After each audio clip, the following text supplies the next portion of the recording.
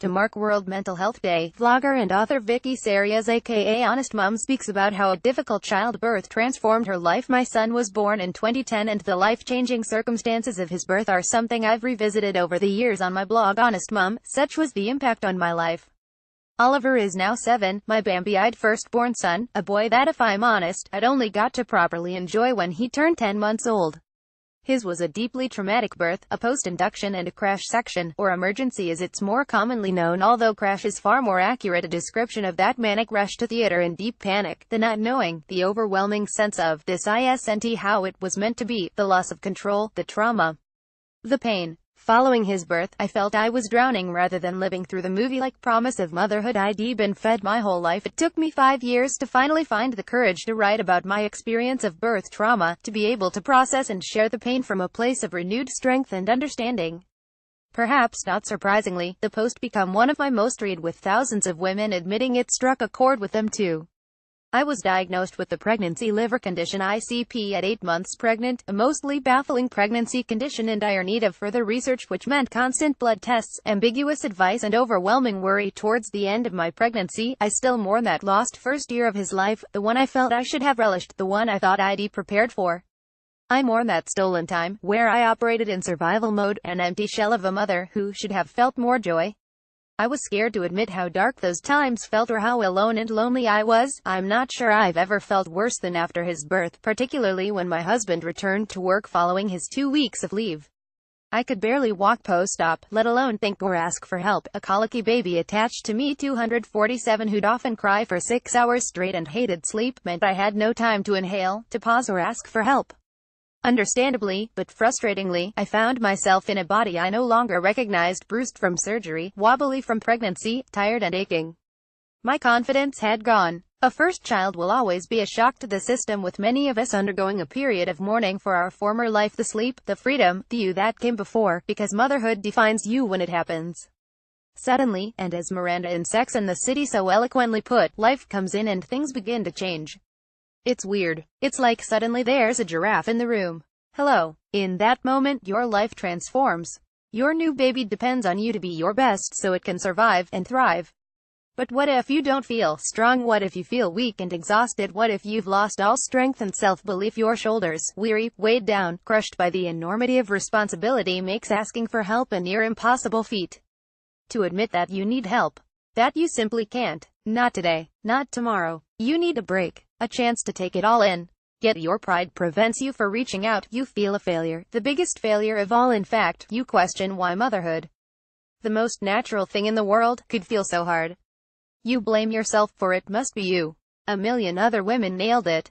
To say you don't feel well when all around you, and by all, I mean the picture in your head you painted of this time before the birth, the stories the media told you of how life is meant to be with baby, means that whilst you feel like you're free-falling, you fail to find the words to speak up, to hold your hands out and ask to be caught, and held and helped. I have the most loving and supportive husband, Peter, and parents who would do anything for me, but living in London whilst they were in Leeds meant more than a few days together was all we had.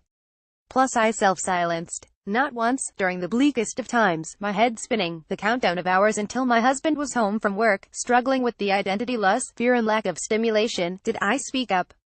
I didn't articulate a word. I feared I would just worry others, that I would be deemed an unfit mother. Furthermore, whilst trying to discuss my concerns with my doctor, she told me at WASNTPND that I looked and seemed fine to her, yet now I know I was reeling in the aftermath of my son's traumatic birth, PTSD, and needed love, support and therapy to heal. Going from directing sets of hundreds to just baby and me felt odd. I was structureless, a mile of days and weeks ahead of me, without plans or rituals. A full stop. It didn't help that my friends were mostly single and without babies of their own, and whilst I made new mummates, the pressure to perform around new people, to put on a brave face and be your best self, made me withdraw even more. Eventually I admitted defeat. The turmoil could not continue. The pretense that all was well had to stop. I cried for help and thankfully, I found it. Moving back to Leeds, I immersed myself in a blanket of unconditional love and care. My mum was able to help me with the day-to-day care of my baby, which meant soon enough, I started to improve. If only I'd known opening up would help so much. With renewed strength, oh the irony of needing to feel strong to admit weakness, I asked my new GP if I could be referred to a therapist. You can now self-refer, and I was forced to politely demand if demanding can be polite to see someone. Healing came in the form of writing about my experiences and CBT, cognitive behavioral therapy, which helped me regain control and happiness once more. The calm pregnancy and birth of my second son inevitably helped too, yet sometimes even now, I catch myself watching Oliver asleep, his spidery lashes fluttering with every breath, and I weep for that lost time. With the help of a therapist, a cognitive behavioral therapist, we created an emotional first aid kit together, chatting in depth about my past, my fears, my goals, and the tools to help me when worries took over and the trauma felt too much. I learned the skills to pause, meditate, and rest my busy mind. To cope. Mostly, he asked me questions I finally faced and answered, and slowly, with his help, with everyone's help, I began to feel more like my old self. I eventually faced up and accepted that shush happens and moved onwards with my life. My blog was a lifeline, another form of therapy if you like. It helped me rediscover my voice at a time I felt I had none, and connected me to like-minded women and men online who simply got me, and many too who'd been through what I had. My blog offered me a space, a platform to create and reach a like-minded audience, and later a business, an accidental career I loved, which led to me writing, becoming an author too. I was a finalist in the Britmums Brilliance in Blogging Awards in the Fresh Voice category, surprisingly 4 weeks after going live on my first post. So unexpected, I danced around the living room, tears streaming down my face. My voice somehow seemed to resonate with others, and crazy tales of my big fat Greek family such as dad and a little case of chicken pox seemed to entertain. The voice I thought had gone was back, and that award nomination gave me the much-needed boost I to return on set, to direct again. When Oliver turned 2, I discovered I was pregnant again, and despite the odds of developing ICP and potentially experiencing another traumatic birth, neither occurred. Thanks to the vital care of my consultant, thank you, the NHS, my elective C-section was tranquil, a joy I wasn't sure I'd ever have but did. Big-haired, almond-eyed Alexander looked just like his older brother at birth, and this time, I felt empowered, in control, and incredibly content.